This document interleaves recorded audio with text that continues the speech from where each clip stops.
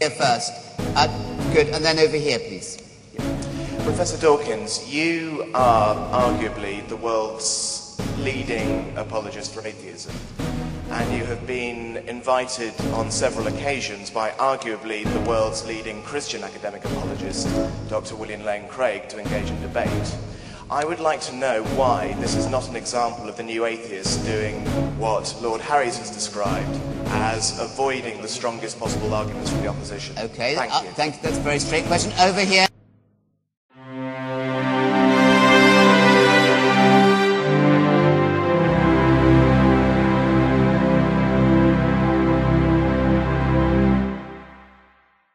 The factual premise of religion, the God hypothesis, is untenable.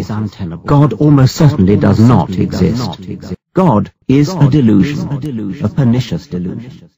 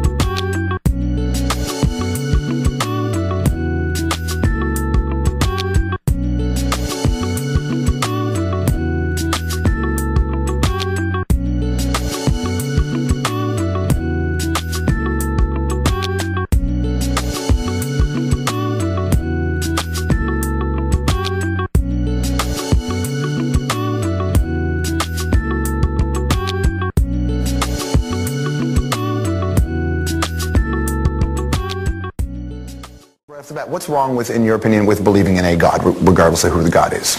I think it's false. I think that it's a matter of belief without evidence, and as a scientist and as an educator, I like the idea that we believe things because there's evidence. There's such a lot of evidence available now at the beginning of the 21st century that it's a real shame, it's a tragedy to base your life upon something for which there is no evidence and never was any evidence.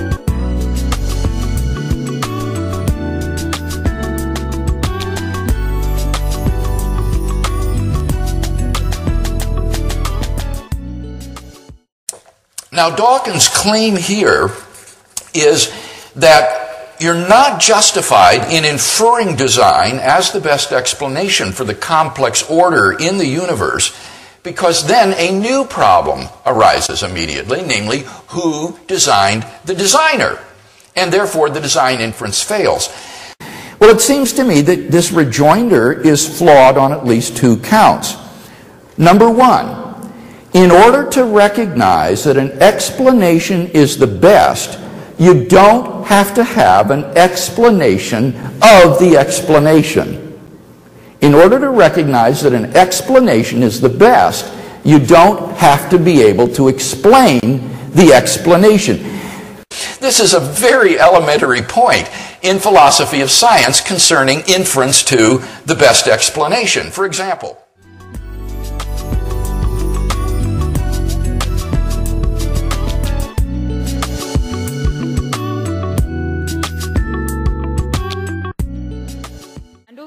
have you ever thought about having a debate with Richard Dawkins? With respect to the last question, Peter May, who organized the tour, wrote a very nice letter to Richard Dawkins inviting him to debate me in Central Hall in London. He explained that William Craig was a philosopher of science interested in religious subjects and would love to engage in a debate on is God a delusion.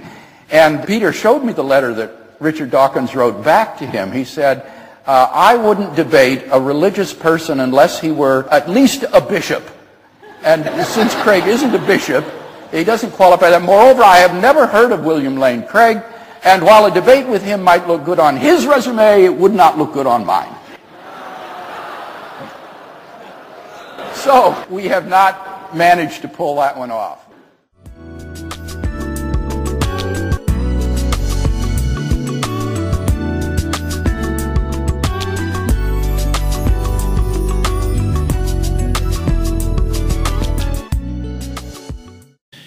Dr. Craig, will there be a Dawkins debate? No. He has resolutely refused to debate, and he's been approached by very high-level folks who have set up previous events that he has done with John Lennox, and he's just adamant it's not going to happen.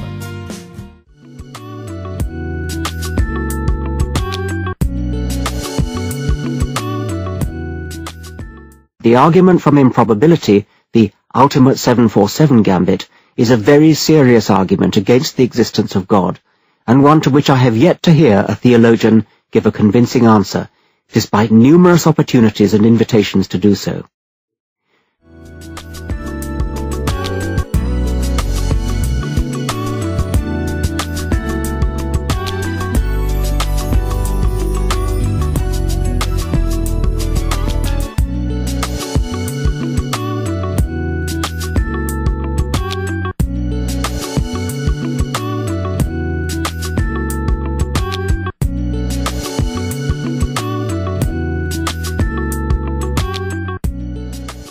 Here first. Good, and then over here, please. Professor Dawkins, you are arguably the world's leading apologist for atheism, and you have been invited on several occasions by arguably the world's leading Christian academic apologist, Dr. William Lane Craig, to engage in debate. I would like to know why this is not an example of the new atheists doing what Lord Harries has described as avoiding the strongest possible arguments from the opposition. Okay, thank you. Thank you. That's a very straight question. Over here, Stalin's gulags. I have always said when invited to do debates that I will be happy to debate a bishop, a cardinal, a pope, an archbishop. Indeed, I have done both. But that I don't take on creationists, and I don't take on people whose only claim to fame is that they are professional debaters. They've got to have something more than that. I'm busy.